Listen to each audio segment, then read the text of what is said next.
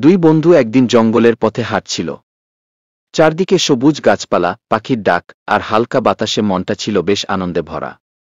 তারা গল্প করছিল, হাসছিল আর পথ চলছিল ধীরে ধীরে। হঠাৎ কোথা থেকে এক ভয়ঙ্কর ভাল্লুক এসে পড়ল তাদের সামনে।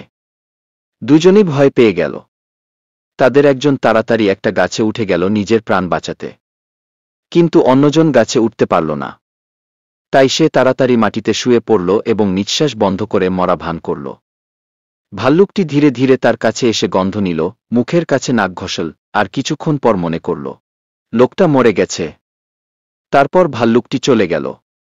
ভাল্লুক চলে গেলে গাছে থাকা বন্ধু নিচে নেমে এলো। সে হাসিমুখে বলল, ভাই, ভাল্লুকটা তোমার কানে কানে কি বলল?